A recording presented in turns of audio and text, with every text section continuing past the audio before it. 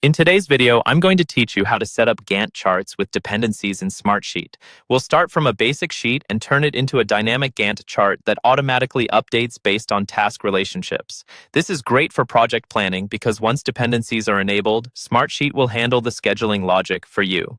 First, look at the toolbar at the top of your sheet. You'll see an icon that controls how your sheet is displayed. It may currently be on grid view, which just shows rows and columns.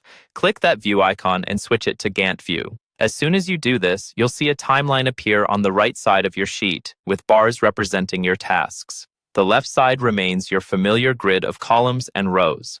Next, we need to turn this Gantt chart into a project plan that understands task dependencies. To do that, right-click on any column header in your sheet. It doesn't matter which column you choose. From the menu that appears, select Edit Project Settings. This is where Smartsheet keeps all the key options for how your project behaves.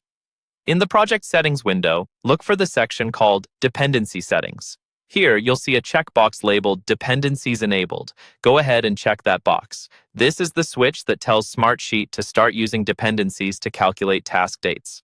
Once dependencies are enabled, you'll need to tell Smartsheet which columns represent your start date and your end date, sometimes called finish date.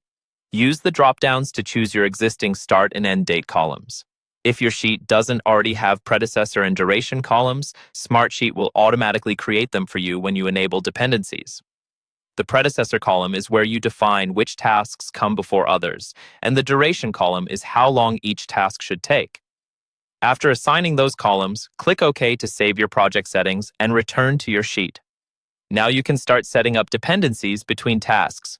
In the predecessor column for a task that should follow another, type the row number of the task that needs to be completed first.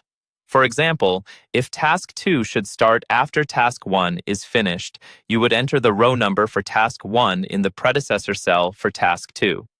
Smartsheet will automatically adjust the dates on your Gantt chart based on those relationships, keeping your schedule aligned as things change.